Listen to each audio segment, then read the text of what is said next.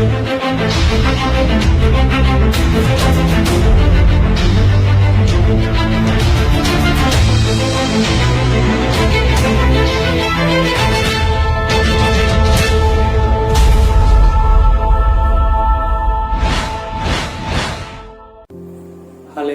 ஹல்லேலூயா, price God. கர்த்தர் நல்லவர். இந்த நாளிலும் கூட என்னோடு கூட இணைந்து இந்த ஆராதனையிலும் கூட கலந்து கொள்கிற ஒவ்வொரு தேவனுடைய பிள்ளைகளே நிச்சயமாக தேவன் உங்களை இன்னும் அபரிவிதமாக ஆசீர்வதிப்பார். ஆமென். இந்த நாளிலும் கூட உங்களை சந்திக்கிறதுல ரொம்ப மன மகிழ்ச்சியா இருக்கிறேன். நிச்சயமாக தேவன் உங்களை ஆசீர்வதித்து உங்கள் மூலமாக உங்கள் குடும்பங்களையும் அவர் நிச்சயமாக பல மடங்கு என்ன பண்ணுவார், உங்களை பெருக செய்கிற தேவனாக இருக்கிறார். ஆமென்.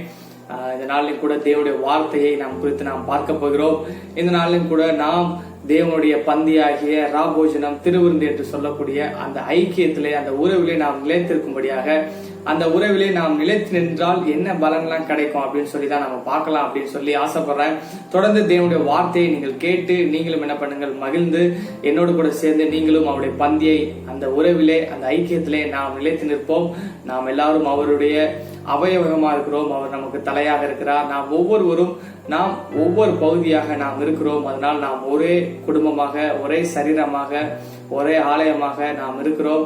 அதனால என்னோடு கூட சேர்ந்து நீங்களும் தேவனுடைய வார்த்தையை கேட்டு நீங்கள் வீடுகளில் இருக்கிற அப்பத்தையும், அதாவது திராட்சை ரசத்தையும் நீங்களும் எடுத்து நாம் பந்தியை நாம் என்ன பண்ணலாம், நாம் இன்னைக்கு நினைவு கூறலாம் அப்படின்னு சொல்லி ஆசைப்படுறேன். தொடர்ந்து தேவனுடைய இந்த பந்தியை குறித்து நாம் ஒரு சில நாட்கள், ஒரு சில வாரங்கள் நாம் பார்க்கலாம் அப்படின்னு சொல்லி ஆசைப்படுறேன். நிச்சயமாக தேவன் அந்த காரியங்களை நிறைவேற்றுவார் அப்படின்னு சொல்லி விசுவாசிக்கிறேன். ஆமென். எத்தனை பேர் விசுவாசிக்கிறீங்க? நிச்சயம் தேவன் நம்மளை அபரிவிதமாக ஆசீர்வதிப்பார். இந்த நாளில் கூட Facebook மற்றும் YouTube மூலமாக தேவனுடைய வார்த்தையை நீங்கள் கேட்டு நீங்கள் மகிழ்கிறவர்களாக நீங்கள் இருக்கிறீர்கள். நிச்சயம் நான் சொல்கிறேன், இதை விடையும் நீங்கள் மேலானவைகளை சீக்கிரத்தில் நீங்கள் காண்பீர்கள். அவை நிச்சயமாக தேவன் கொடுத்த வார்த்தை, தேவன் கொடுத்த வாக்குத்தத்தம் என்னுடைய வாழ்க்கையில் நிறைவேறுகிறது. நிச்சயம் இன்னும் அநேக தேவனுடைய வார்த்தையின் மூலமாக, தேவனுடைய வெளிச்சத்தின் மூலமாக நாம் உங்களை சந்திக்க போகிறோம். நிச்சயம் தேவன் உங்களை இன்னும் அதிகமாக உங்களை ஆசீர்வதிப்பாராக. ஆமென். கண்களை மூடி நாம் தேவனுடைய வார்த்தைக்குள்ளாக இந்த பந்தியிலே நாம் ஆயத்தப்பட போகிறோம். இந்த நாளிலும் கூட நீங்களும் நானும் அவருடைய அந்த உறவுல அவர் நமக்காக சிந்தின அந்த ரத்தத்தை கூட, அவருடைய சரீரத்தை கூட நாம் நினைத்து என்னெல்லாம் இதுல வார்த்தை கொடுக்கப்பட்டிருக்கு அப்படின்னு சொல்லி நாம் பார்க்க போகிறோம். தொடர்ந்து என்னோடு கூட இணைந்திருக்கிற ஒவ்வொருவரும் நீங்கள் இருக்கிற இடங்களில் நீங்கள் கண்களை மூடி, நீங்கள் தேவனுடைய ராஜ்யத்துக்கு நேராக நீங்கள் கண்களை மூடி ஒரு சில நிமிடம் நாம் ஜெபித்து இந்த ஆராதனையிலும் கூட நாம் பங்கேற்கலாம். ஆமென். அன்பின் பிதாவே, இயேசு கிறிஸ்து நாமத்தினால இந்த நேரத்துக்காக உம்மை நன்றியோடு உம்மை துதிக்கிறோம், உம்மை ஸ்தோத்திரிக்கிறோம். இந்த ஒளிநாடா மூலமாக அப்பா பார்த்து கொண்டிருக்கிற ஒவ்வொரு தேவனுடைய பிள்ளைகளையும் நீர் ஆசீர்வதிக்கிறதுக்காக உம்மை ஸ்தோத்திரிக்கிறோம். நீர் எங்களுக்காக சிந்தின அந்த வெளியேற பெற்ற அந்த ரத்தத்திற்காக நாங்கள் நன்றி செலுத்துகிறோம். உங்களுடைய சரீரத்துக்காக நாங்கள் நன்றி செலுத்துகிறோம் ராஜா. அதன் மூலமாக எங்களுக்குள்ள இருக்கிற எல்லாவித பலவீனங்கள், நோய்கள், வியாதிகள் எல்லாவற்றிலும் இருந்து சுகத்தை தருகிறவராக இருக்கிறதுக்காக உம்மை ஸ்தோத்திரிக்கிறோம். அந்த பந்தியை குறித்ததான வேதத்திலிருந்து ஒரு சில வார்த்தைகளை நீர் எங்களுக்கு எடுத்து அப்பா மக்களுக்கு தேவையான வார்த்தையை நீர் கொடுக்க போறதுக்காக உம்மை ஸ்தோத்திரிக்கிறோம். அந்த உறவிலே நாங்கள் அனுதினமும் நாங்கள் நிலைத்திருக்கும்படியாக நீர் எங்களுக்கு ஏற்படுத்தின தந்த அந்த தயவுக்காக உம்மை ஸ்தோத்திரிக்கிறோம் ராஜா. நீர் எங்களை ரத்தத்தின் மூலமாக மீட்டெடுத்தீர், அதற்காக உம்மை ஸ்தோத்திரிக்கிறோம்.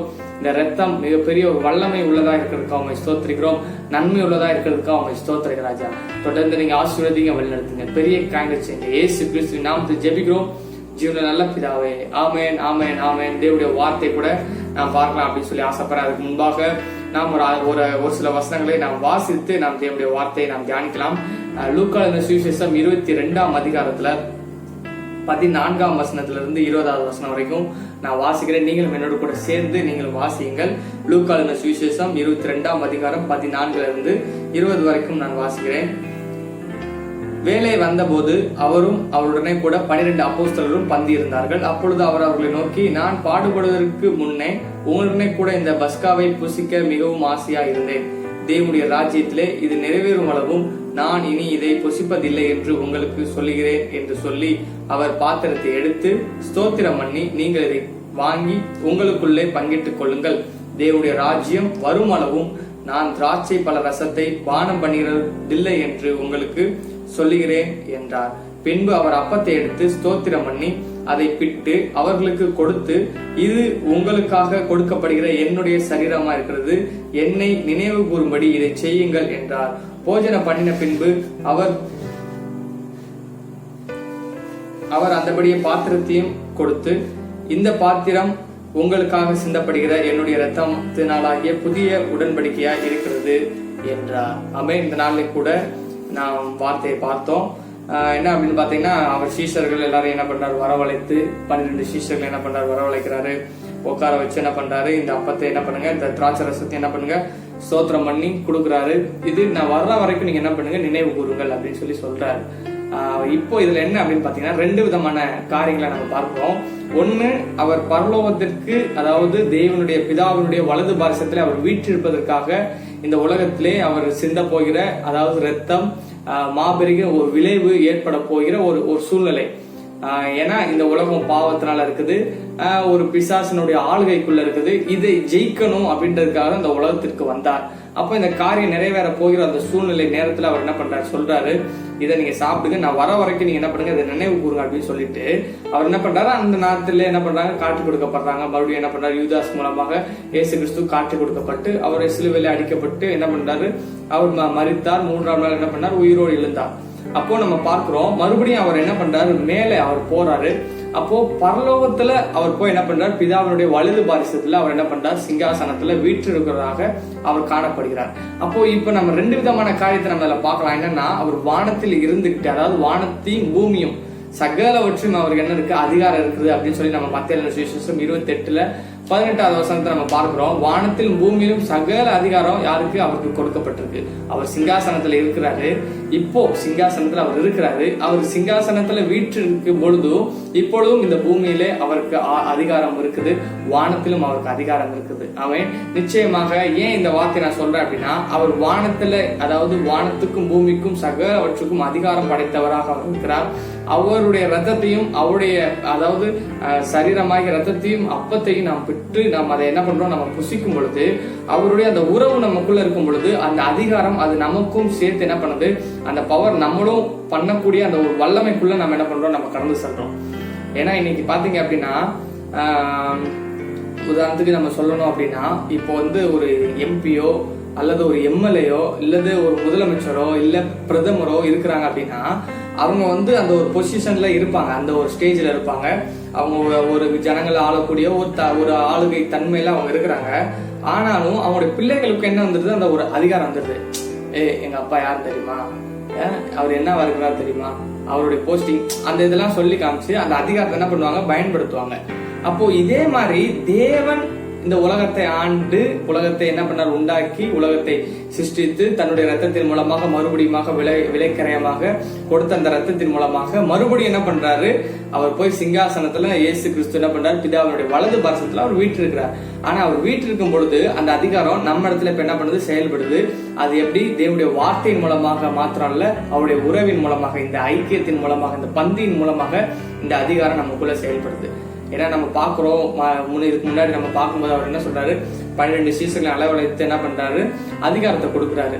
அதே மாதிரி வானத்தின் மத்திய சுவிசேஷத்துல நம்ம வாசிக்கும் போது என்ன சொல்றாரு, 28 வாசிக்கும் பொழுதும் அவர் என்ன சொல்றாரு, வானத்தின் பூமியில சகல அதிகாரம் கொடுக்கப்பட்டிருக்கு, அதை உங்களுக்கு என்ன பண்றேன், நான் தரேன், நீங்க என்ன பண்ணுங்க, போய் சகல ஜாதியில சீசர் ஆகுங்க அப்படின்ட்டாரு. அப்போ அந்த அதிகாரம் நமக்கும் என்ன பண்ணிருக்கு, கொடுக்கப்பட்டிருக்கு. அப்போ இந்த பந்தியை நம்ம ஆசரிக்கும் பொழுதும் கூட, நம்ம அனுசரிக்கும் பொழுதும், நம்ம இதை பிற்கும் பொழுதும், இதை நம்ம என்ன பண்ண புசிக்கும் பொழுதும், இதை நம்ம குடிக்கும் பொழுதும் நமக்குள்ள என்ன வேணும் அப்படின்னா, என்ன இருக்கணும் அப்படின்னா, எனக்கு அந்த அதிகாரம் கொடுக்கப்பட்டிருக்கு, எனக்குள்ள அந்த அதிகாரம் என்ன பண்ணுது, செயல்பட்டு இருக்கு அப்படின்றத நம்ம உணரக்கூடிய ஒரு பந்தி தான் இந்த பந்தி.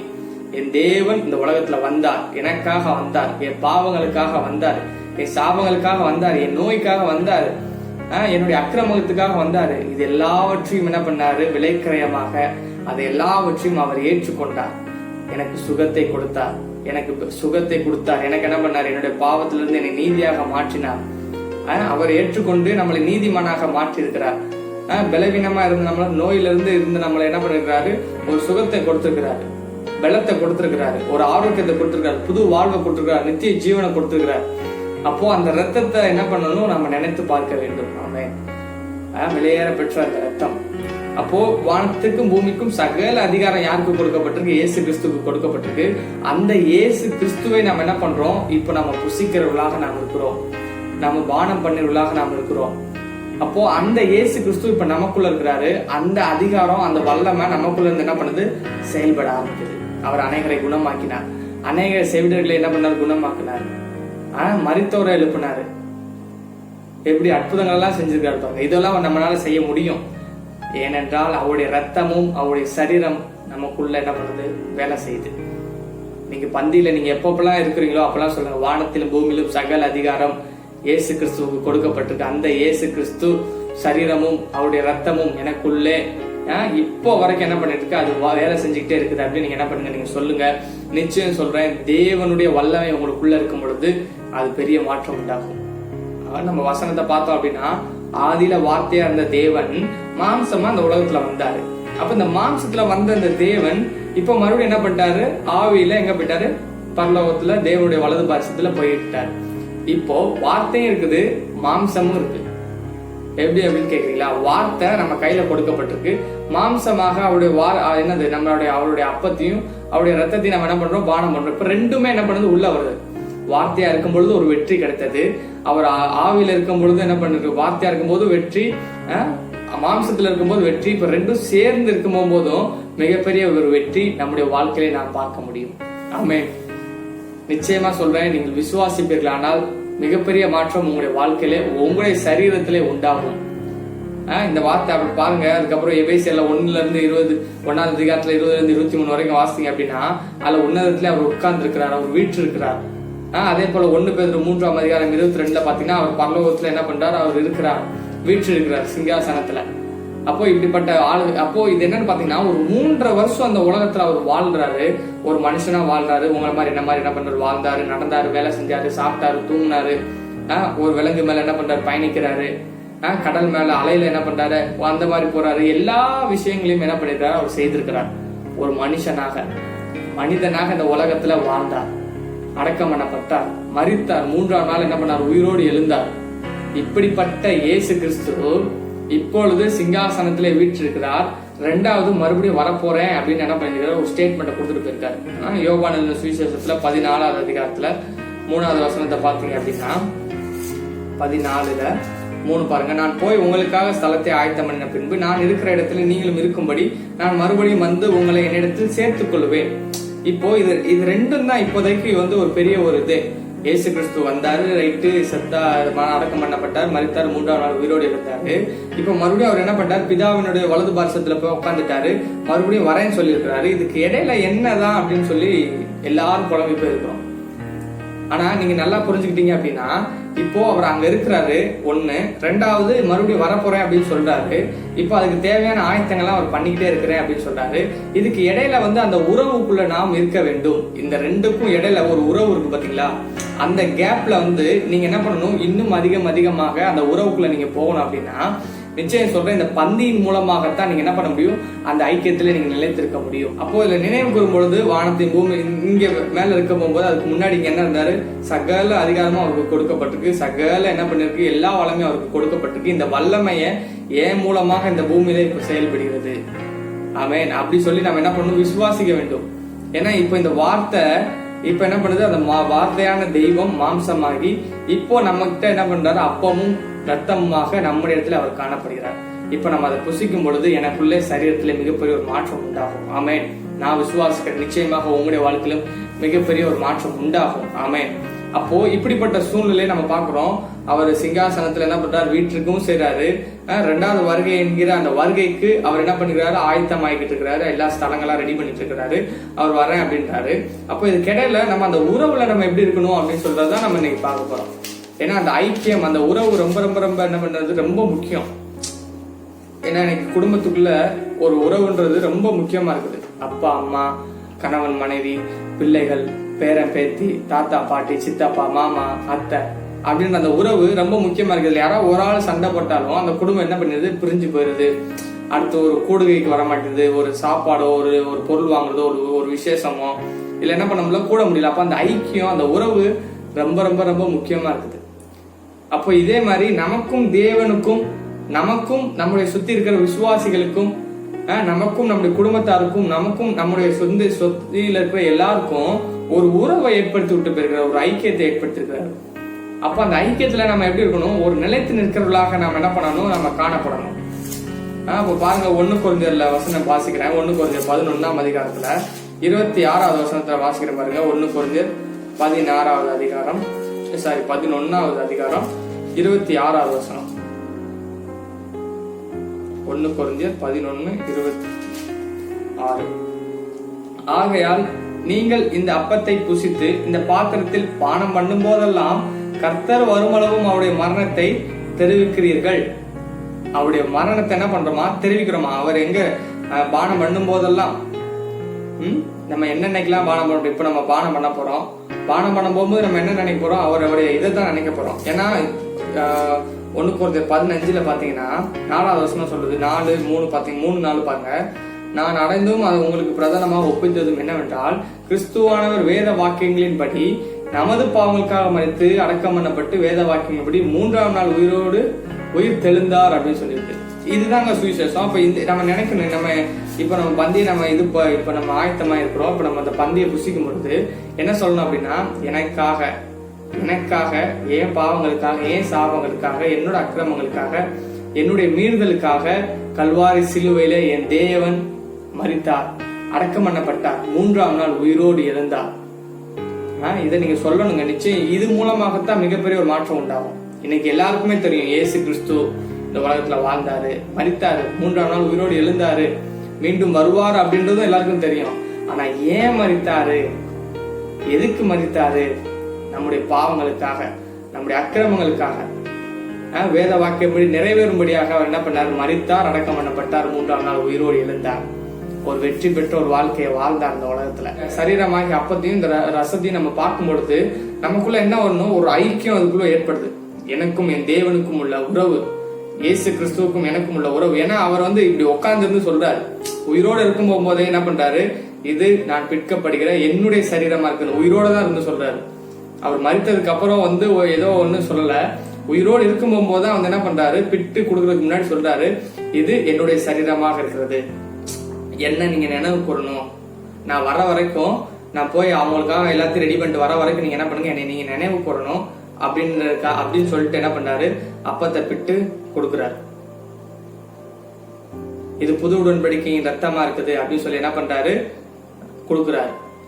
இப்ப இது ரெண்டையும் நீங்க வாங்கி புசிங்க. இது நமக்குள்ள இருக்கிற ஒரு ஐக்கியம். நான் வர வரைக்கும் நீங்க இதை நினைவு கூறுங்க அப்படின்றார். இது மூலமாக அவரை நம்ம நினைவு கூறுறது.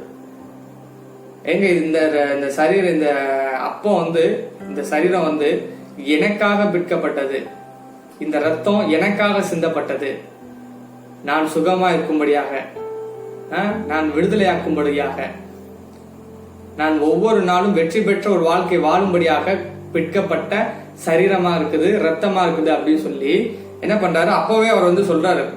அவரை உயிரோடு இருக்கும் போது, இயேசு கிறிஸ்து உயிரோட இருக்கும் போது இந்த மாதிரி சுத்தி பந்தியில எல்லாரும் உட்காந்துருக்கும் போதுதான் சொல்றாரு, இது என்னுடைய சரீரமா இருக்குது, என்னுடைய ரத்தமா இருக்குது அப்படின்னு சொல்லி ஆரம்பிக்கிறார்.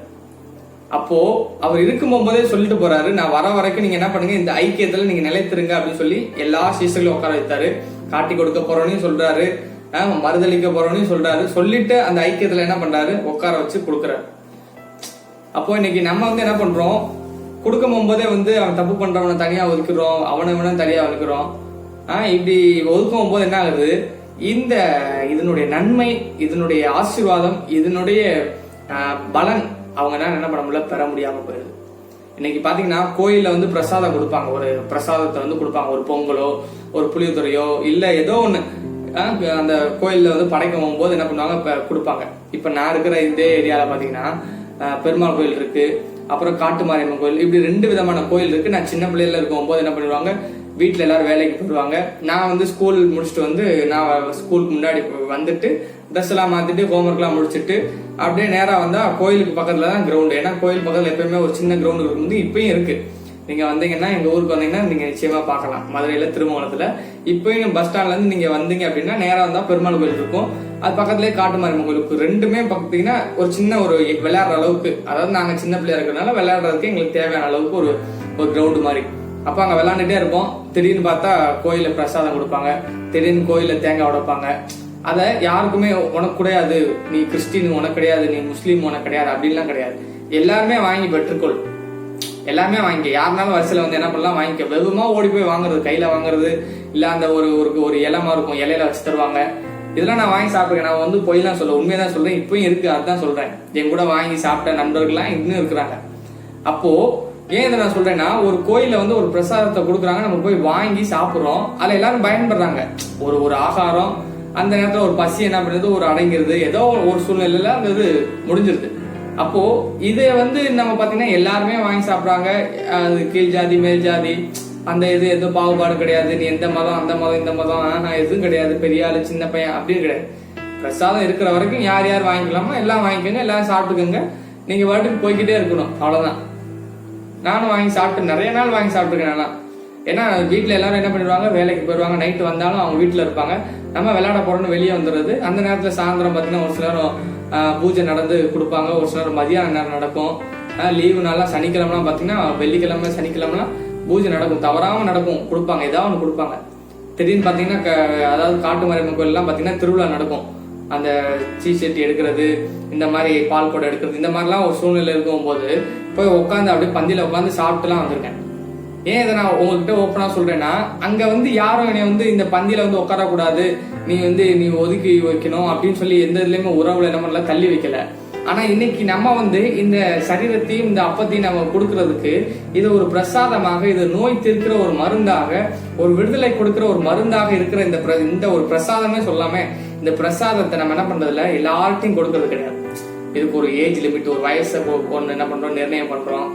இதுக்கு வந்து நீ ஞானஸ்தானம் எடுக்கணும் அப்படின்னு நிர்ணயம் பண்றோம். இப்படி ஒவ்வொரு விதமான உங்களுடைய சபை பாகுபாடுக்கு, உங்களுடைய சபை இல்ல உங்களுடைய ஸ்தாபனத்துக்கு ஏற்றபடி நீங்க என்ன பண்ணிக்கிறீங்க, உங்களுக்கு இது பண்ணிக்கிறீங்க. ஓகே, அதை பத்தி நான் பெருசா நம்ம பெரிய ஒரு மாற்றத்தை தேவன் தருவார் அப்படின்னு சொல்லி நான் விசுவாசிக்கிறேன். அப்போ இப்போ வந்து இந்த மருந்தை வந்து நம்ம என்ன பண்ணோம், இந்த இதை வந்து நம்ம நோய் யார் இருக்கிறாங்களோ அவங்களுக்கு எல்லாம் கொடுத்தா விடுதலை கொடுக்கிற ஒரு மருந்து. ஏன்னா அவருடைய ரத்தம், புது உடன்படிக்கை ரத்தம், இது மீட்கப்படக்கூடிய ஒரு ரத்தம், இது ஒரு விடுதலை தரக்கூடிய ஒரு ரத்தம். இந்த ரத்தத்தை நம்ம மற்றவர்களுக்கு நம்ம கொடுக்கும் பொழுது மிகப்பெரிய ஒரு மாற்றம் உண்டாகும். ஆமென். நீங்க விசுவாசிக்கிறீங்கன்னு நினைக்கிறேன். நிச்சயமா சொல்றேன், இது மாற்றம் உண்டாகக்கூடிய ஒரு பொருள், ஒரு ரத்தம், ஒரு சரீரம். இது வந்து விலையேற பெற்றது, காசு கொடுத்தாலும் கிடைக்காது. அப்போ இதை வந்து நம்ம நினைத்து நம்ம புசிக்கும் பொழுது நம்முடைய சரீரத்துல மிகப்பெரிய ஒரு மாற்றம் உண்டாகுது. அப்போ இதை நம்ம ஏன் மற்றவங்களுக்கு கொடுக்கறதுக்கு நம்ம பயப்படுறோம்? ரெண்டாவது, இந்த உறவுல நம்ம நிலைத்திருக்கிறதுக்கு நம்ம வந்து ஒரு போதகரா இருந்தாலும் சரி, மற்றவர்கள் எல்லாருமே வந்து இது பண்ணிட்டு தான் இருக்கிறோம். ஏன்னா ஏனோக்க பாக்குறோம், எலியாவை பாக்குறோம். இவங்க ரெண்டு பேருமே வந்து தேவனோடு கூட அந்த உறவுல ஐக்கியத்துல இருந்தனாலதான் அவங்க எடுத்துக்கொள்ளப்பட்டார்கள். ஆதியாகமத்துல 5ஆம் அதிகாரத்துல 24 வருஷம், எபிரேயர்ல 11:5, 2 ராஜாக்கள்ல 2:11 இதெல்லாம் பாத்தீங்கன்னா அவங்களோடு கூட அந்த ஐக்கியமா இருந்தாங்க, அதனால அவங்க எடுத்துக்கொள்ளப்பட்டாங்க அப்படின்னு சொல்லியிருக்கு. இன்னைக்கு நீங்களும் நானும் அவரோடு கூட ஒரு ஐக்கியம் கொள்வதற்கு இது மிகவும் பயனுள்ளதாக இருக்குது. ரொம்ப எப்படி சொல்றது, ஒரு முக்கியம் வாய்ந்தது. இன்னைக்கு எப்படி வந்து முன்னாடி டயரும் பின்னாடி டயரும், அதாவது ஒரு பைக்கோ ஒரு பஸ்ஸோ காரோ எது எடுத்துட்டாலும் ஒரு டயர் முன்னாடி டயர் இருந்தா கண்டிப்பா பின்னாடி டயர் எப்பயுமே அந்த ஐக்கியத்துல இருக்கும். ஒரு டயர் மட்டும் போனா, ஒரு டயர் இல்ல அப்படின்னா டபக்குன்னு கீழே விழுந்துரும். அந்த மாதிரி ஒரு சூழ்நிலை தாங்க. நிச்சயம் நான் சொல்றேன், ஒரு வண்டிக்கு எப்படி 2 டயரு 4 டயர் தேவைப்படுதோ, எப்படி அதுக்கு தேவையான, அதாவது முன்னாடி 2 போனாலும் சரி, 1 போனாலும் பின்னாடி 1 இருக்கணும் எப்பயுமே. அப்ப அந்த உறவு இருந்தா தான் அந்த வண்டி நல்லா ஜம்முன்னு போக முடியும். அதே மாதிரிதான் நீங்களும் நானும் அவரோடு கூட அந்த உறவுல இருக்கணும். அவருக்கு நம்ம உறவுல இருக்கணும், நம்ம அவருக்குள்ள இருக்கணும். அப்போ அவர் வந்து ஆயத்தமா தான் இருக்காரு. நீங்க தான் அவரை நினைவு கூறுறதுக்கு 1 மாசம் கழிச்சு தான் நம்ம நினைவு கூறணும், 3 வாரம் கழிச்சு பண்ணிட்டு வந்து நீ எடு அப்படின்ற மாதிரிலாம் இங்க ஒன்னும் சொல்லல. இன்னைக்கு நீங்க இந்த ஐக்கியத்துல இருக்கும்போது உங்களால பாவம் செய்ய முடியாது. நிச்சயம் சொல்றேன். ஏன்னா தேவனுடைய வார்த்தை உள்ள இருக்கும்போது, அவருடைய வித்து உள்ள இருக்கும் பொழுது உங்களால பாவம் செய்ய முடியாது. இப்போ அவருடைய சரீரமும் அவருடைய அப்பமும் உங்களுக்குள்ள வேலை செய்யும் பொழுது உங்களுக்கு அந்த பாவம் செய்யணும்ன்ற அந்த ஒரு சிந்தனையை உங்களுக்குள்ள என்ன பண்ணாது, வரவே வராது. ஏன்னா நீங்க அந்த உறவுக்குள்ள இருக்கிறீங்கல்ல, நீங்க அப்பா அம்மா நீங்க பேசிட்டு இருக்கீங்க, அப்பா அம்மா பிள்ளை எல்லாரும் பேசிட்டே இருக்கீங்க. உங்களுக்கு வெளியே சுத்தி இருக்கிற ஒரு பிரச்சனையோ இல்ல சுத்தி இருக்கிற வேற ஏதாவது தேவையில்லாத சிந்தனைகளோ உங்களுக்குள்ள வரவே வராது. வீட்டுல பேசிட்டே இருக்கிறோம், அதை பத்தின ஒரு சிந்தனைகள் தான் இருக்கும். அதே மாதிரி நீங்க அந்த அப்பத்தையும், நீங்க இந்த சரீரமாகி அப்பத்தையும் நீங்க ரத்தத்தையும் நீங்க பானம் பண்ணும் பொழுது உங்களுக்குள்ள எனக்காக தேவன் இது அடிக்கப்பட்டார், எனக்காக இந்த உலகத்துல வந்தாரு, பிதாவாகிய தேவன் எனக்காக அன்பு கூர்ந்து மகன் அனுப்புனாரு, இந்த விதமான காரியங்களே நீங்க சிந்தித்துக்கிட்டு இருக்கும் போது, யோசிக்கும் போது, நிச்சயம் சொல்றேன் உங்களால பாவமும் செய்ய முடியாது. ஏன்னா நீங்க பாவத்தை அறிக்கை பண்ண போகும்போது உங்களுக்கு விடுதலை தருகிறதே இந்த ரத்தம் தான். உங்களுக்கு விடுதலை தருகிறதே பாவ மன்னிப்பு உண்டாகும்படி சிந்தப்படுகிற புது உடன்படிக்கை ரத்தம். அப்போ நீங்க சிந்தப்படுகிற அவருடைய ரத்தம், புது உடன்படிக்கை ரத்தமே பாவ மன்னிப்பு உண்டாகுவதற்காக. நீங்க அதை விற்கப்படுறதுக்கு முன்னாடியே பாவ மன்னிப்பு நீங்க வாங்கிறீங்க எப்படின்னு தான் எனக்கு தெரியல. ஸ்தோத்திரம். அப்போ பாவ மன்னிப்பாகிய இந்த ரத்தத்தை நீங்க உட்கொள்ளும் பொழுது உங்களுடைய பாவம் மன்னிக்கப்படும். உங்களுடைய பாவம் மன்னிக்கப்படும் பொழுதுதான் உங்களுக்குள் சரீரத்துக்குள்ள பாவம் அந்த மன்னிக்கப்படும் பொழுதுதான் எல்லா விதமான காரியங்களும் மாற்றங்களும் உண்டாக ஆரம்பிக்குது.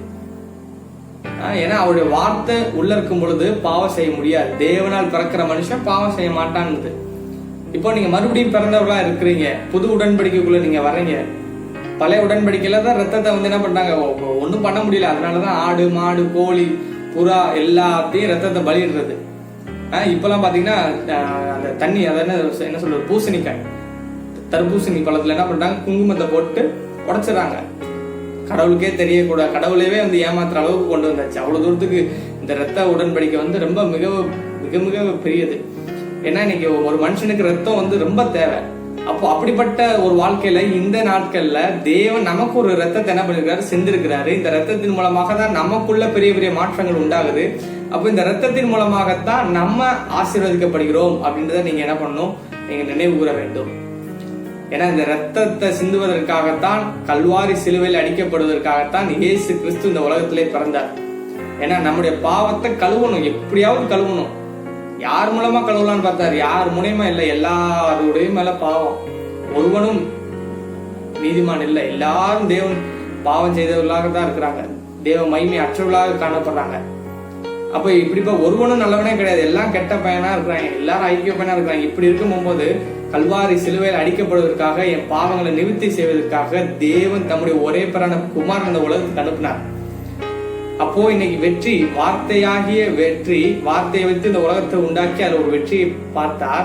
மாம்சத்துல இந்த உலகத்துல அதுலயும் ஒரு வெற்றியை பார்த்தார். இப்ப அது ரெண்டும் சேர்ந்து நம்மளுக்குள்ள இருக்கும் பொழுது நாம் வெற்றியை காண முடியும். ஆமென். இதுதாங்க இன்னைக்கு, இதுதான் ரொம்ப முக்கியமான ஒண்ணு. வார்த்தையாக இருக்கும் போதும் அவர் இந்த உலகத்துல வெற்றியை காண்பித்தார். அவர் வெற்றியை பார்த்தாரு, நீங்களும் அந்த வெற்றியை பார்த்துட்டு தான் இருக்கீங்க. ஏன்னா இந்த உலகம் எல்லா விஷயத்தையும் பார்த்துட்டு தான் இருக்கிறீங்க. இது எல்லாமே ஒரு பெரிய வெற்றி. மாம்சத்துல வந்தாரு, சிலுவையில அடிக்கப்பட்டார், அவர் பிறந்ததே வெற்றி. கிமு கிபி அப்படின்னு சொல்லி இன்னைக்கு நாள் முதற்கொண்டு, இந்த நேரம் முதற்கொண்டு இயேசு கிறிஸ்துவை வைத்து கணக்குறாங்க. அப்போ பாருங்க, ரெண்டுமே வெற்றி. ஆர்த்தையும் சரி மாம்சமும் சரி, ரெண்டுமே வெற்றி. இந்த ரெண்டுமே இப்ப நமக்குள்ள வேலை செய்து, நிச்சயம் சொல்றேன், நீங்களும் நானும் வெற்றி பெற்றவர்கள், நீங்களும் நானும் வெற்றியாளர்கள். நிச்சயம் சொல்றேன், இன்னும் நீங்கள் வெற்றி பெறாம இருந்தீங்கன்னா எல்லா காரியங்களிலும் இனி வெற்றி பெறுவீர்கள். ஆமென். நிச்சயம் சொல்றேங்க, வெற்றி பெறுவீர்கள். ஏன்னா ரெண்டுமே நமக்குள்ள பிறகுது. வார்த்தையாகிய தெய்வம் மாம்சமாக இந்த உலகத்துக்கு மாம்சத்திலிருந்து இப்ப மறுபடியும் வார்த்தையாகவும் மாம்சமாகவும் நமக்குள்ள இருக்கிறார். அவருடைய ரத்தத்தையும் அவருடைய சரீரத்தையும் நாம் உட்கொள்ளும் பொழுது நமக்குள்ளே மிகப்பெரிய ஒரு மாற்றம் உண்டாகுது. ஆமென். அப்ப அப்படியே தொடர்ந்து பார்க்கிறோம் பொழுது நிருபம் 4ஆம் அதிகாரம் 5வது வசனத்தை பாருங்க. நம்மில் வாசமா இருக்கிற ஆவியானவர் நம்மிடத்தில் வைராக்கிய வாஞ்சியா இருக்கிறார் என்று வேத வாக்கியம் வீணாய் சொல்லுகிறது என்று நினைக்கிறீர்களா அப்படின்னு சொல்லி கேள்வி கேட்கிறாருங்க. இங்க பாத்தீங்கன்னா, வாசமா இருக்கிறதுக்காக, உங்ககிட்ட என்கிட்ட அந்த ஐக்கியத்துல அந்த உறவுல இருக்கிறதுக்காக அவர் வைராக்கியமா இருக்கிறாரு. ஒரு வைராக்கிய வாஞ்சை அவர் உள்ள இருக்கும் போது உங்களுக்குள்ள வீணான சிந்தனைகள் வராது. ஏன்னா நீங்க வார்த்தைக்குள்ள இருக்கும் பொழுது, ஆவியானவர் உங்களுக்குள்ள இருக்கும் பொழுது அவர் உங்களை போதித்து நடத்துகிறவரா இருக்கிறாரு. உங்க மேல கண்ணை வச்சுக்கிட்டே இருக்கிறாரு. எப்பொழுதும் உங்களை எப்படி வழி நடத்தணும், என்ன மாதிரி செய்யணும் அப்படின்னு சொல்லி அவர் இருக்கிறாரு. இப்படி இருக்கும் பொழுது, இந்த உறவுக்குள்ள இருக்கும் பொழுது நீங்க எந்த விதமான பாவத்துக்குள்ளேயோ அக்கிரமத்துக்குள்ளேயோ ஒரு தவறுக்குள்ளேயோ ஒரு கெட்ட பாதைகளையோ நீங்க என்ன பண்ண, ஒரு கெட்ட சிந்தனைக்குள்ளேயோ நீங்க போக முடியாது. ஏன்னா அவர் நம்மில் வாசமா இருப்பதனால். எத்தனை பேர் சொல்றீங்க அவர் எனக்குள்ள வாசமா இருக்கிறாருன்னா, இயேசு கிறிஸ்து என்றால் நம்மோடு கூட இருக்கிறார். மத்திய சுவிசேஷம் நம்ம மறுபடியும் வாசிக்கிறோம், உலக முடிவு இருந்து நான் உன்னுடனே கூட இருக்கிறேன். நான் போறேன், தேற்றவளான உனக்காக நான் உங்களுக்கு என்ன பண்றேன், அனுப்புறேன். அவர் உங்களை என்ன பண்றாரு, வசனத்தை வைத்து போதிப்பாரு. அப்படியே சொல்றாங்க, வசனம் அப்படிதான் வருது. அப்போ பாத்தீங்கன்னா, அவர் நம்மில் வாசமா இருப்பதற்காக வைராக்கிய வாஞ்சியாக இருக்கிறார் பரிசுத்த ஆவியானவர். அப்போ இன்னைக்கு அவர் நம்மோடு கூட அந்த உறவுல இருக்கணும் அப்படின்னு சொல்லி ஆசைப்படுறாரு. உங்க கூட என் கூட அந்த உறவுல இருக்கணும் அப்படின்னு. எப்படி தன்னுடைய தாய் தகப்பன் தன்னுடைய பிள்ளை என் கூட இருக்கணும் அப்படின்னு சொல்லி ஆசைப்படுவாங்களோ, அதே மாதிரி இன்னைக்கு நீங்களும் நானும் அவரோடு கூட இருக்கணும் அப்படின்னு சொல்லி அவர் ஆசைப்படுறாரு. வைராக்கியமா இருக்கிறாரு. அப்ப இன்னைக்கு நீங்களும் நானும் அந்த உறவுக்குள்ள, ஏன்னா நம்ம இந்த இப்ப ஏன் இதை நான் சொல்றேன், இந்த ஐக்கியத்தை சொல்றேன் அப்படின்னா, இப்போ நம்ம இந்த திருவிருந்து, இந்த ராபோஜனத்துல நம்ம வந்து என்ன பண்றோம், நாட்களை தள்ளி வைக்கிறோம். வாரந்தோறும் கூடும்போதெல்லாம் என்ன பண்ணிருக்கிறாங்க, இந்த உறவுல இருந்திருக்கிறாங்க, இந்த ஐக்கியத்துல இருந்திருக்கிறாங்க. அதான் சொல்லுது வசனத்தை நல்லா பார்த்தீங்க அப்படின்னா, என்ன சொல்றது, பெயர் சொல், வினை சொல் அப்படின்லாம் சொல்றாங்களா, அந்த சொல்லெல்லாம் நீங்க வச்சு நீங்க பாருங்க. ஒவ்வொரு வசனத்தையும் அந்த இது பாத்தீங்கன்னா தினந்தோறும் வாரந்தோறும் அப்பமிடுறாங்க. அப்பெல்லாம் வந்து என்ன பண்றாங்க, அந்த ஐக்கியத்துக்குள்ள நினைவு கூறாங்க. இப்ப நீங்கள் நானும் சந்திக்கிறோம் ஒரு இடத்துல அப்படின்னா, நம்ம இந்த பந்தியை நம்ம இந்த பந்தியில நம்ம நினைவு கூறுறோம் அப்படின்னா, நிச்சயம் நம்ம வந்து அவங்களுக்குள்ள ஒரு சகோதரர்களா ஒருமிக்கிறோம். அங்க வந்து அவர் இருக்கிறேன் அப்படின்றாரு. 2-3 பேர் எங்கெல்லாம் கூறுங்களா, நான் இருக்கிறேன்றாரு. அப்போ இருக்கும் போது நம்ம அங்க வந்து என்ன பண்றோம், பந்திய ஒரு ஆயத்தம் பண்ணி நம்ம என்ன பண்றோம், அவரை பிற்கும் பொழுது அவருடைய சரீரத்தையும் அவருடைய ரத்தத்தையும் நம்ம பானம் பண்ணும் பொழுது நமக்குள்ள ஒரு சில மாற்றங்கள் நம்முடைய வாழ்க்கையில நம்ம காணப்படும் நிச்சயமா. அப்போ அதெல்லாம் நம்மளுக்குள்ள வேலை செய்யும் பொழுது நிச்சயம் நம்ம அந்த சரௌண்டிங்ல இருக்கிற அந்த ஒரு 3-4 பேர் நம்ம உட்காந்துருக்கோம் பாத்தீங்களா, நம்ம கூடுறோம் பாத்தீங்களா, அப்போ அங்க வந்து என்ன பண்ண முடியும், வீணான சிந்தனை எதுவும் வராது, ஒரு போட்டி பொறாம வராது, எந்த ஒரு எப்படி சொல்றது, அவன் அப்படி இருக்கானே இவன் எப்படி இருக்கானே அப்படின்னு சொல்லி ஒரு பொறாமப்பட முடியாது. அன்பு மட்டும் இங்க நிலைத்திருக்கும்.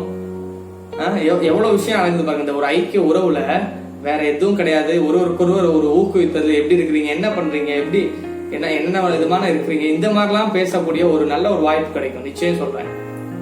ஏன்னா இன்னைக்கு நம்ம அனைவரும் கூடும் போதே அவன் அப்படியா இவன் எப்படியா அப்படின்னு சொல்றதுனாலே இந்த ஐக்கியத்துல என்ன பண்றதுல நம்ம கூடுறது கிடையாது.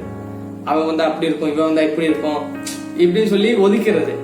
இப்ப இதுல என்ன பண்றது, இந்த பந்தியை வந்து என்ன பண்ணிடுறது, தள்ளி வச்சிருது. அதனால என்ன பண்றது, அநேகர் இந்த பந்திகளை என்ன பண்றதுல கொடுக்கறதில்ல. அநேகர் இதை விட்டு என்ன பண்றாங்க, 3 மாசத்துக்கு ஒரு தடவை, வாரத்துக்கு ஒரு தடவை, இல்ல மாதத்துக்கு ஒரு தடவை, இந்த மாதிரி என்ன பண்றாங்க. ஒவ்வொன்றும் உங்களுக்கு விதமான. ஆனா நான் சொல்றேன், நிச்சயமாக இது தினந்தோறும் உங்கள் வீடுகள்ல உங்கள் குடும்பத்தோடு நீங்கள் செய்வீர்களானால் நிச்சயம் மிகப்பெரிய ஒரு ஆசீர்வாதம் உங்களுடைய சரீரத்திற்கும் உங்களுக்கும் உண்டாகும். ஆமென். ஏன்னா இன்னைக்கு வைராக்கிய வாஞ்சியாக அவர் நம்மோடு கூட இருக்க விரும்புகிறார். இந்த அப்பத்தின் ஐக்கியத்தின் மூலமாக, இந்த ரத்தத்தின் மூலமாக நாம் இதை பானம் பண்ணும் பொழுது இன்னும் அதிகமாக அந்த உறவு நீடித்து நிலைத்திருக்கும். ஏன்னா இதை நீங்க நினைவு கூறும் போதெல்லாம் நீங்க யாரை நினைவு கூறுறீங்க, இயேசு கிறிஸ்துவ நினைவு கூறுறீங்க. இயேசு கிறிஸ்து என்ன பண்ணாரு, இந்த உலகத்துல பறந்தாரு, வாழ்ந்தாரு, மரித்தாரு, என் பாவத்துக்காக செத்தாரு, மறுபடியும் உயிரோடு எழுந்தாரு, 3ஆம் நாள் எழுந்தவர் மறுபடியும் வரப்போறேன் அப்படின்னு சொல்லியிருக்காரு, எனக்காக ஒரு ஆயத்தம் பண்ணி வைத்திருக்கிறாரு. இது எல்லாத்தையும் நம்ம என்ன பண்ண போறோம், நினைவு கூற போறோம். இது மூலமா நம்ம அப்படியே நினைவு கூறுவோம் நிச்சயமா சொல்றேன். அப்போ இது மூலமாகத்தான் நம்மளுக்கு அந்த உறவு இன்னும் நீடிக்குது. ஏங்க எனக்காக தாங்க ரத்தத்தை சிந்தினாரு, எனக்காக தான் சிந்தினாரு அப்படின்ற நம்ம ஒரு அதிகாரமா நம்ம சொல்ற அளவுக்கு நம்ம வந்து என்ன பண்ணுவோம், அந்த நினைவுதல நம்ம அப்படி பண்ணலாம். அப்ப நிச்சயம் சொல்றேன், தேவனுடைய வார்த்தை உங்களுடைய வாழ்க்கையில மிகப்பெரிய ஒரு மாற்றத்தை உண்டு பண்ணும் அப்படின்னு நினைக்கிறேன். 1 கொரிந்தியர்ல பாருங்க, 1ஆம் அதிகாரம் 9வது வசனத்தை வாசிக்கிறேன். 1 கொரிந்தியர் 1ஆம் அதிகாரம் 9வது வசனம். ரொம்ப அருமையான வசனம், அது பாருங்க. தம்முடைய குமாரனும் நம்முடைய கர்த்தருமாயிருக்கிற இயேசு கிறிஸ்துவனுடனே ஐக்கியமா இருப்பதற்கு உங்களை அழைத்த தேவன் உண்மை உள்ளவர். பாருங்க, தம்முடைய குமாரனும் நம்முடைய கர்த்தரா இருக்கிற இயேசு கிறிஸ்துவுடனே ஐக்கியமா இருப்பதற்கு தான் உங்களை அழைத்திருக்கிறார். அவர் உண்மை உள்ளவராக இருக்கிறார். இன்னைக்கு நம்மளை அழைக்கிறவங்க அநேக பேர் இருக்கலாம். ஒரு ஐக்கியத்துல, ஒரு மீட்டிங்ல, ஒரு ஃபெல்லோஷிப்ல, பாஸ்டர்ஸ் ஃபெல்லோஷிப்பா இருக்கலாம், இல்ல ஏதோ ஒரு ஐக்கியம் உங்களை கூப்பிடுவாங்க, நிச்சயம் கூப்பிடுவாங்க. அங்க வந்து உண்மை இல்லாம இருக்கும், பொய் அப்படி எப்படின்னா அதான் சொல்லல, இந்த போட்டி பொறாம இந்த மாதிரி இருக்கும், மாயமாலமான அன்பு, இந்த மாதிரி காரியங்கள்லாம் இருக்குது, இன்னும் இருக்குது. அநேகெல்லாம் வெளிப்படையா சொல்றது கிடையாது, உள்ளே வச்சு சொல்லிக்கிடுவாங்க. அப்படி அந்த அளவுக்கு வந்து அந்த இது இருக்கு. ஆனா அவர் உண்மை உள்ளவராக இருக்கிறார். உங்களை அழைத்தவர், உங்களோட கூட ஐக்கியமா இருப்பதற்கு உங்களை அழைத்தவர், அவர் உண்மை உள்ளவராக இருக்கிறார். நிச்சயம் எதுக்காக உங்களுக்கு ஐக்கியத்தை அவர் ஏற்படுத்துகிறாரோ அந்த ஐக்கியத்துல அவர் கடைசி வரைக்கும் அவர் உண்மை உள்ளவராகவே இருக்கிறார். அப்போ நிச்சயம் சொல்றேன், உங்களை ஒரு அழைத்தவர் உண்மை உள்ளவராக இருக்கிறாரு. அந்த ஐக்கியத்துல நீங்க நீடித்து நிலைத்திருப்பீர்கள். நிச்சயம் மற்றவர்களுக்கும் என்ன பண்ணுவீங்க, கனி கொடுப்பீர்கள். 1 யோவான்ல பாருங்க, 1ஆம் அதிகாரத்துல 7வது வசனம், அவர் ஒளியில் இருக்கிறது போல நாம் ஒளியிலே நடந்தால் ஒருவரோடு ஒருவர் ஐக்கியப்பட்டிருப்போம். அவர் ஒளியில இருக்கிறார், நானும் ஒளியில இருக்கிறேன், அவரோட கூட நான் இருக்கிறேன் அப்படின்னா நாங்க 2 பேரும் என்ன பண்ணிருப்போம், ஐக்கியப்பட்டு இருப்போம். அப்படி இருந்தா என்ன நடக்குதுன்னு பாருங்க, அவருடைய குமாரனாகிய இயேசு கிறிஸ்துவின் ரத்தம் சகல பாவங்களையும் நீக்கி நம்மை சுத்திகரிக்கும். நான் அவரோடு கூட இருந்தேன்னா என் பாவம் எல்லாமே என்ன பண்ணுது, சுத்திகரிக்கப்படுது. அப்போ அதுக்குதான் சொல்றது, நம்ம வந்து அவரோட கூட இருக்கும் போதுதான் நம்மளுடைய பாவம் சுத்திகரிக்கப்படுது. இன்னைக்கு நம்ம பாவத்தை வந்து மன்னிக்கப்பட்டதுக்கு அப்புறம் நம்ம வரணும்னு நினைக்கிறோம்.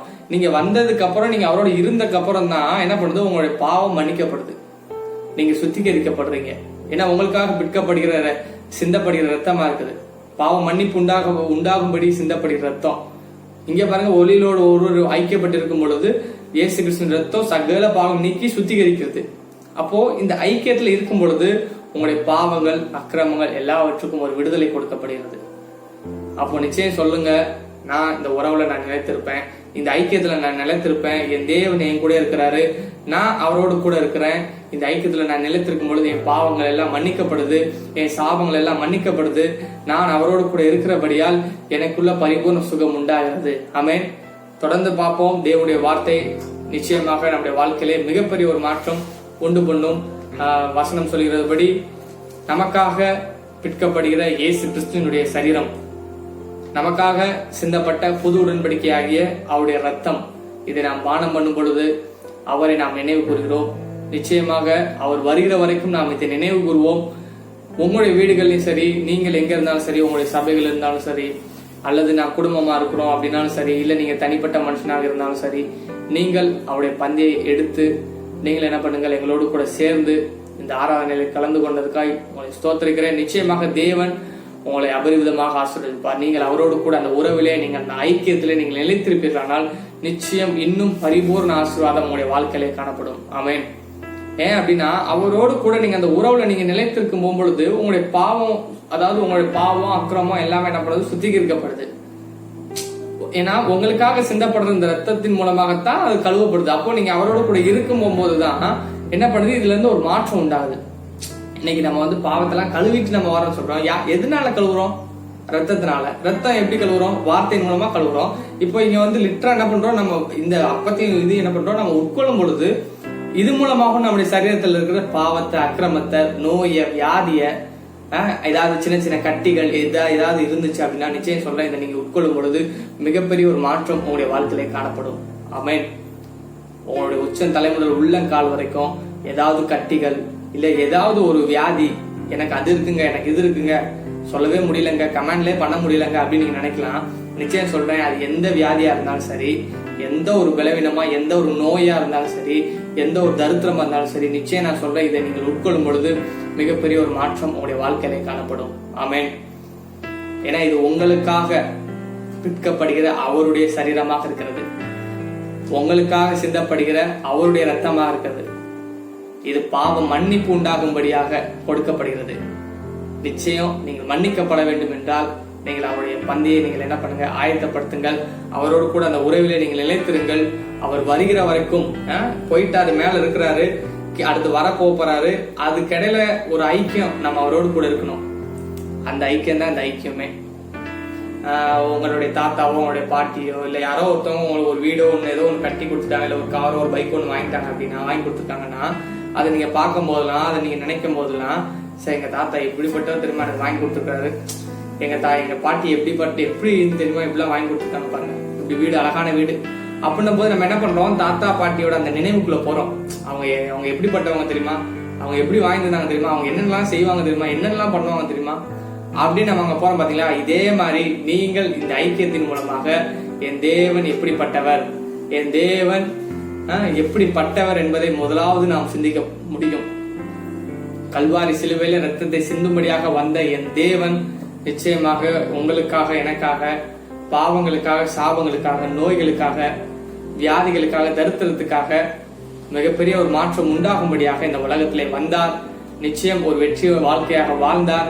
நமக்கும் இப்ப வெற்றி வாழ்க்கையை கொடுத்திருக்கிறார். மறுபடியும் சொல்றேன், வார்த்தையாக இருக்கும் பொழுதும் அவர் இந்த உலகத்திலே ஒரு வெற்றியை காண்ந்தார், பார்த்தார். இப்பொழுது மாம்சமாக இந்த உலகத்திலே வாழும் பொழுதும் அவர் இந்த உலகத்திலே வெற்றி பெற்றார், மரணத்தையும் ஜெயித்தார். இப்போ அது ரெண்டும் சேர்ந்து நமக்குள்ள வேலை செய்து, கிருபையும் சத்தியமும் நிறைந்தவராக நம்மளுக்குள்ளே வேலை செய்கிறது. அதாவது யோவானில் சுவிசேஷம் 1 வாசிக்கிறது போல கிருபையும் சத்தியமும் நிறைந்தவராய் நம்மளுக்குள்ளே அவர் வாசமாக இருக்கிறார். நிச்சயம் நீங்கள் நானும் வெற்றி பெற்றவர்கள். இன்னும் அநேக வெற்றிகளை நாம் பார்ப்போம்.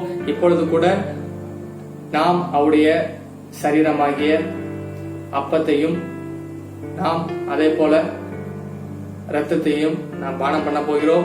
நீங்கள் என்னோடு கூட சேர்ந்து, நீங்கள் உங்களுடைய வீடுகளில் நீங்க இருப்பீர்களானால், இல்ல நீங்க இதை பார்த்துட்டு இருந்தாலும் சரி, நீங்கள் வீடுகளில் போய் நீங்கள் மறுபடியும் இந்த ஐக்கியத்துல, இந்த உறவுல நீங்க என்ன பண்ணுங்க, நீங்கள் மறுபடியுமாக நீங்கள் நிலைத்திருங்கள். நிச்சயம் மிகப்பெரிய ஒரு ஆசீர்வாதம், மிகப்பெரிய ஒரு மாற்றம் உங்களுடைய வாழ்க்கையிலே உண்டாகும். ஆமென். நான் விசுவாசிக்கிறேன். நிச்சயம் தேவன் பரிபூர்ண ஆசீர்வாதத்தினால் உங்களை ஆசீர்வதிக்கிறார். இது நமக்காக அவருடைய சரீரத்தை பிட்டு அவர் உட்கார்ந்திருந்தே அவர் சொல்றாரு, இதை பிட்டு, என்னுடைய சரீரத்தை நான் உங்களுக்கு பிட்டு உங்களுக்கு கொடுக்குறேன். இது நீங்க சாப்பிடும் போதெல்லாம், இதை பானம் பண்ணும் போதெல்லாம், நான் வருமளவும் நீங்க என்ன பண்ணுங்க, நினைக்கும் பொழுதெல்லாம் உங்களுக்குள்ள ஒரு மிகப்பெரிய ஒரு மாற்றம் உண்டாகும். இது உங்களுக்காக வியாதி நீக்கும்படியாக, உங்களுக்கு சுகம் தரும்படியாக, உங்களுக்கு இருக்கிற பலவீனம் போகும்படியாக பிற்கப்படுகிற சரீரம். புது உடன்படிக்கை, பாவம் மன்னிப்பு உண்டாகும்படியாக நமக்காக சிந்தப்படுகிற புது உடன்படிக்கையின் ரத்தமாக இருக்கிறது. இதை நாம் உட்கொள்ளும் பொழுது நமக்குள்ள மிகப்பெரிய ஒரு மாற்றம் உண்டாகும். ஆமென். எப்பொழுதும் கூட நாம் அவரை நினைவு கூற போகிறோம். எனக்காக என் தேவன் இந்த உலகத்திலே வந்தார், மரித்தார், அடக்கம் பண்ணப்பட்டார், 3ஆம் நாள் உயிரோடு எழுந்தார். என்னுடைய பாவங்களுக்காக, அக்கிரமங்களுக்காக, சாபங்களுக்காக, நோய்களுக்காக, தரித்திரத்துக்காக, எல்லாவற்றிற்காக அவர் மரித்தார். இப்பொழுதும் கூட நான் இதை புசிக்கும் பொழுது எனக்குள்ளே அவர் செய்த எல்லாவற்றையும் நான் நினைத்து பார்க்கிறேன். அந்த நினைவுகளின் மூலம் நான் வெற்றியை காண்கிறேன். நிச்சயமாக மறுபடியுமாக என் தேவன் எனக்கு மிகப்பெரிய ஒரு மாற்றத்தை உண்டு பண்ணுவார். இந்த சரீரமாகி அப்பத்தையும், இந்த திராட்சை ரசமாகி அவருடைய ரத்தத்தையும் நான் பானம் பண்ணும் பொழுது எனக்குள்ளே மிகப்பெரிய ஒரு மாற்றம் உண்டாகும். ஆமென். நான் விசுவாசிக்கிறேன். என்னோடு கூட சேர்ந்து நீங்களும் அவருடைய சரீரத்தையும் அப்பத்தையும் நான் பானம் பண்ணலாம்.